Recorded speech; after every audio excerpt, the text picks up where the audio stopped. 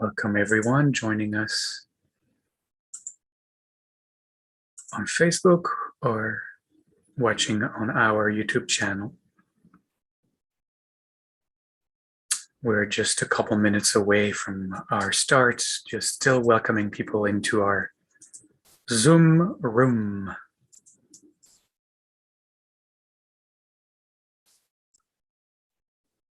In the meantime, you know what to do.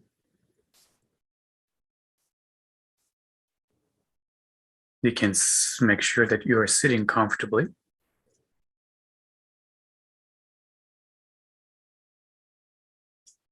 Comfortably enough so that you are able to stay sitting in that position without moving at all for 30 minutes. That's how comfortably sitting you should be. Now, also not to the point of risking falling asleep. I encourage everyone to sit up if you can. I like to have something to hold my back straight.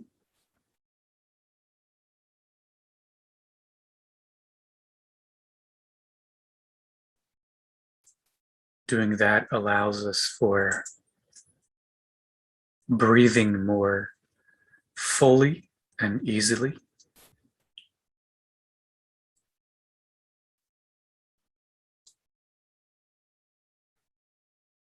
If you're sitting on the chair, I recommend that you let both feet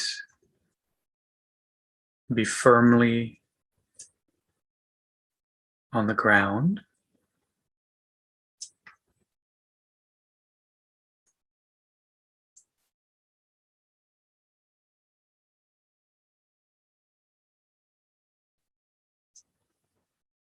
The way I like to hold my hand, I hold my hands on my lap.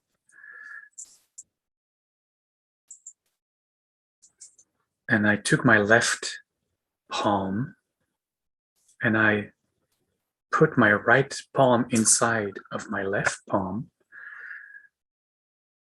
And for me, it's based on the Kabbalistic tree of life. The energies of the right side of the tree are always overflowing. They are energies of chesed, of loving kindness. They are energies of wisdom. And they just completely ongoingly overflow, if you want, their lack of boundaries. And they need the left side of the Kabbalistic tree of life to actually create a container for those energies to be held. So the left hand is holding the right hand. The left hand is really kind of not the block of the energies, but the form that actually shapes those energies into being. On the left, we have understanding, we have courage, we have justice, discernment, right? Those are the energies of the left. So I put my right palm inside my left palm, and then my thumbs touch gently. There's no pressure.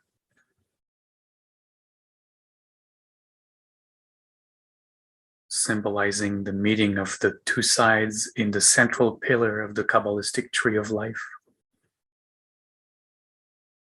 The pillar of the crown touching the heavens, the pillar of the heart space. So that's my practice. You're welcome to just let your hands rest on each of your thighs, whatever works for you. What we really want to accomplish is to have our hands set in a way that we won't need to move them. So they have to be comfortable.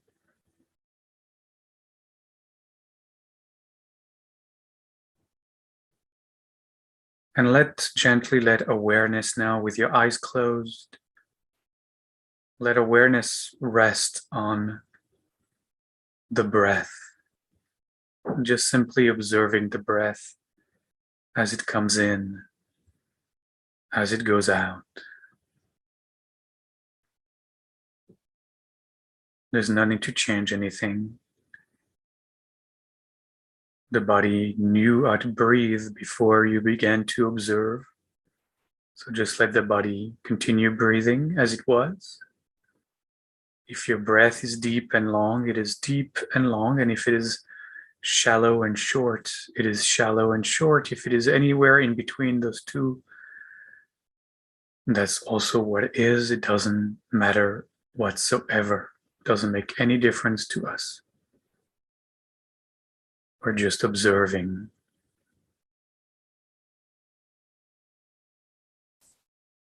And notice when awareness comes to rest in the observing of the breath, after just a few breath cycles,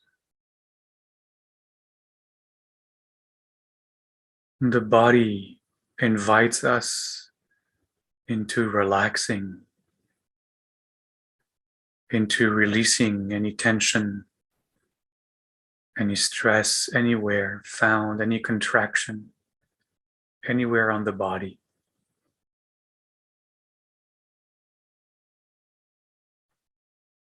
And as we observe the breath coming in and going out, observing the belly rising and falling with each breath, we are also invited to let the belly relax completely.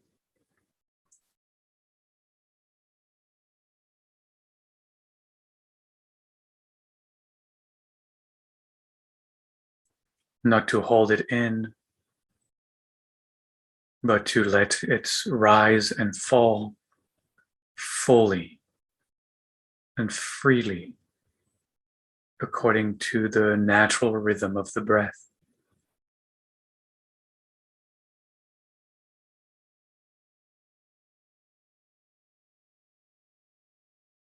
And then we also make sure to let the muscles of the face also release, relax, let go.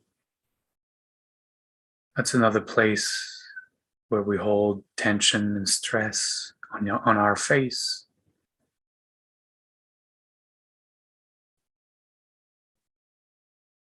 So we are invited to kind of make an less effort to truly let go of any tension on our face,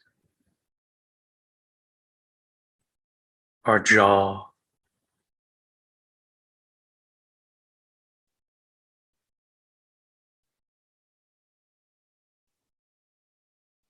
I tend to clench my jaw, so when I meditate, I purposefully open my mouth just a little bit to let the jaw relax. And personally, and I know there are different schools for that. Some schools invites us to keep our tongue stuck at the roof of our mouth. The reason for that is that it avoids, or not avoids completely, but minimizes the salivation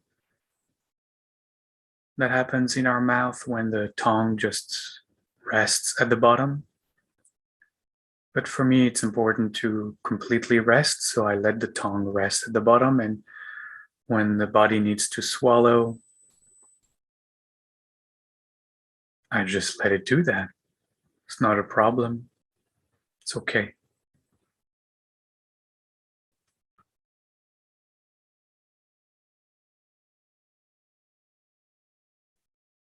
So take a few more mindful breaths, and every time you exhale, see if you can relax a little more. See if you can let go a little more. See if you can surrender into this moment. Nothing else to do, nowhere else to go. Just being. Simply being. Touching the aliveness of now. As we observe the breath coming in, and as we relax even more, observing the breath going out. It's as simple as that, really.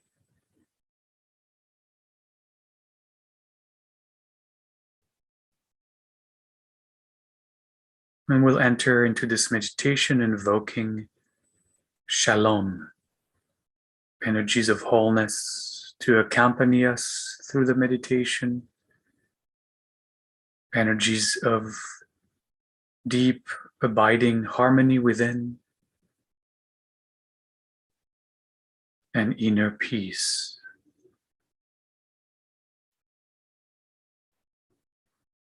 Shalom.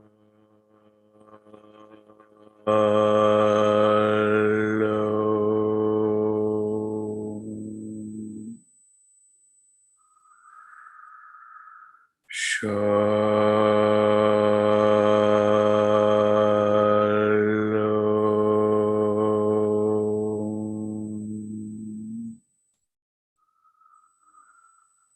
Shalom.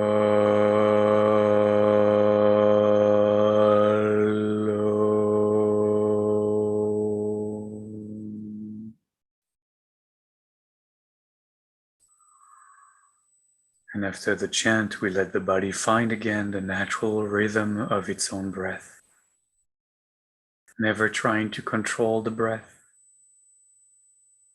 never trying to make it flow at a certain cadence or rhythm that we would impose on it. We don't have to improve upon the breath. We can just let it be. The body knows full well how to breathe without anyone's intervention.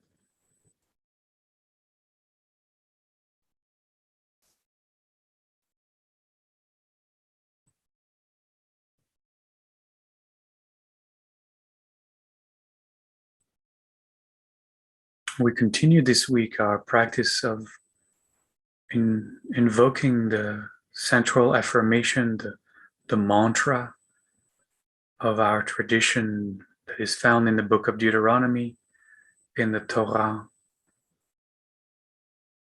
The words of the Shema, Shema Yisrael, Adonai Eloheinu, Adonai Echad, words that we recite at least 3 times a day, but Torah invites us to have that sentence, these 6 words, ongoingly in our consciousness throughout our waking hours. But we are going through the Shema word by word. So last week we practiced Shema, the injunction to deeply listen, to be aware, to observe, as we rest as awareness. This week we are inviting the second word, the word Israel. Shema Yisrael. These 2 words go together.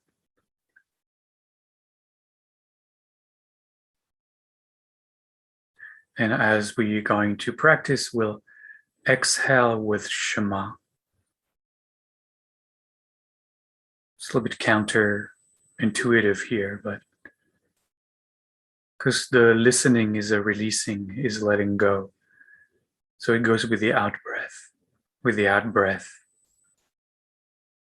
And we'll inhale with Israel.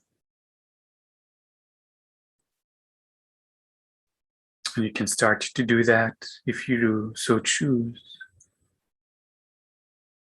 I'm going to say a few words about Israel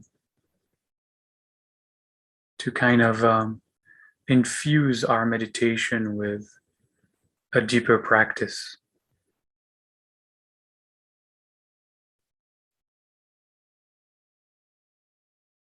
Because Shema Israel is kind of a Jewish koan. You know, a koan is in the Zen meditation practice, a word, 2 words, an expression that is there to challenge the mind. Sometimes it's a paradox that the mind seeks to resolve. Sometimes it's just 1 word that is there to as we wrestle with it to open us up to a deeper truth or deeper realization. And these two words, Shema, listen, and Israel, actually stand in opposition. They are a paradox. Israel is not the name of a people or of a land. It appears in the Torah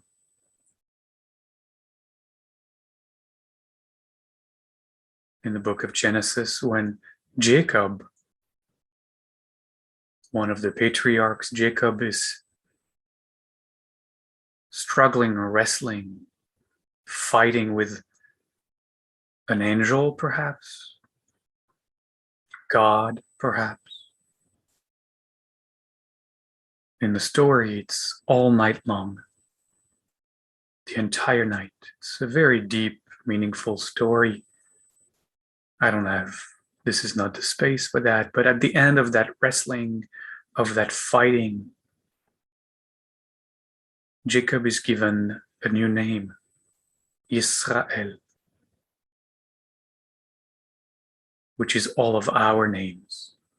It means God wrestler. It means spiritual seeker. All of us who are on this path, this spiritual journey, know ourselves to be spiritual wrestlers or spiritual seekers. But you can hear in the definition that to wrestle, to fight, is radically different than to listen. One, listening is pretty passive. It's a resting back. It's an allowing. While Israel is anything but. It's a striving part of ourself. It's the part of self that wants to accomplish, to achieve.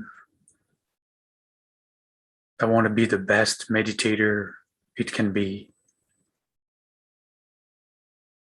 So why this injunction? Why juxtapose the passive, setting back listener with the God wrestler, with the striving energy? Because we are here to defeat Israel. We need Israel to push us through meditation, to keep us following the practice to the T, to keep us from just deserting, giving up. But Israel is that part of us that it's been ingrained since almost we were born. Wants to become something, wants to be someone, wants to achieve. And it serves us in our practice. And we're going to use Israel to defeat Israel. Because the practice of meditation is a series of frustration for Israel. It wants to be able to focus on the breath through the 30 minutes, but it can never. It's always being defeated because the mind interrupts. It wants to be still, completely still of body for 30 minutes, but it can't because the mind-body is restless. It wants to be able to ongoingly focus on the breath, just focus on the breath, but it can't.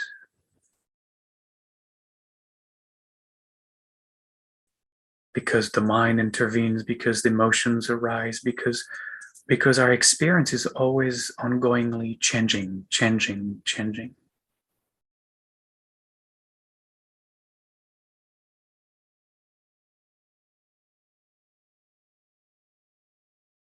So we need to use Israel to defeat Israel once and for all. And it might take us this meditation, it might take us the next year's worth of meditation, it might take us the next 10 years worth of meditation. Ultimately, we're going to need to kill the meditator. The meditator, the Yisrael, is going to need to realize there's nothing it can do about it. It just can't do anything about it. And then it will yield to the Shema.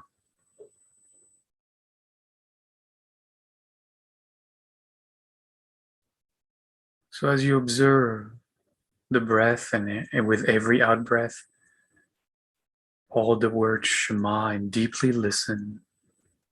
And as you inhale, feel into the little bastard inside, the Yisrael that wants to control, wants this to be different, that wants to be really, really good meditating.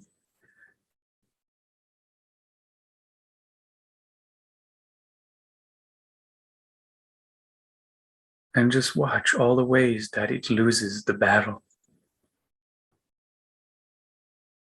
But from the place of the listener. Because if you do it from the place of the accuser, of the blamer, of the finger pointer, that's just more of Israel, isn't it? So let yourself be defeated over and over and over again by meditation. Let yourself be frustrated over and over and over again by meditation. It is the practice.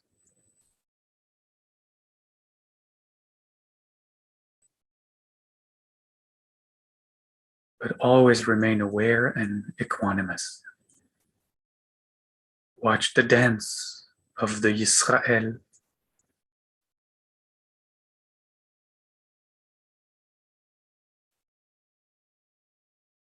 And realize time and time again, you can't do it. You can't do it. You can't do it. Meditation is not something you can do. So just let it be.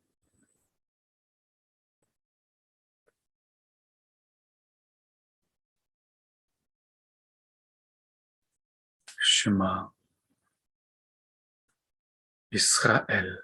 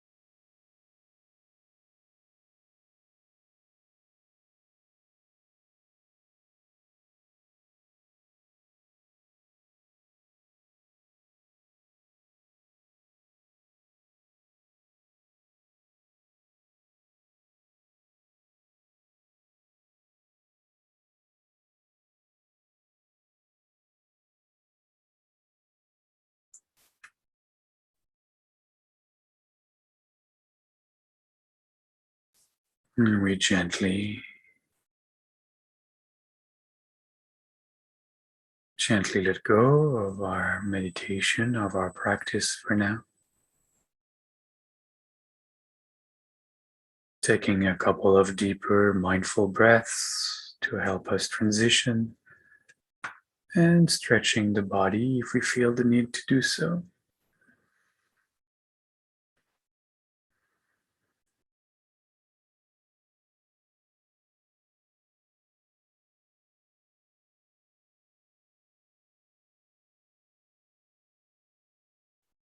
We'll continue stepping into the paradox this week between those two words, one that invokes the quiet, silent presence within which everything arises and is just perfect exactly as it is, and the Yisrael part who wants everything to be different than it is.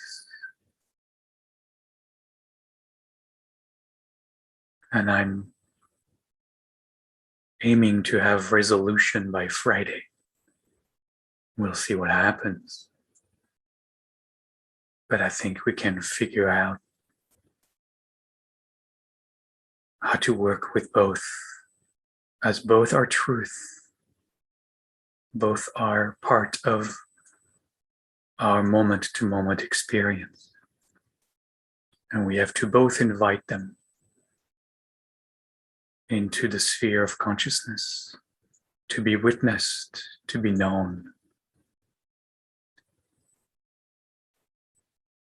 But for now, we'll close today's meditation practice together with a threefold Shalom chant, dedicating whatever we might have received from our practice, dedicating whatever benefits we have gained to all beings, that all being might touch what we have touched, might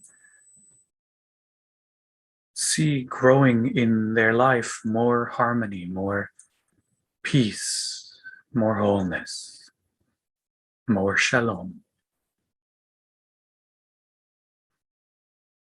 Shalom.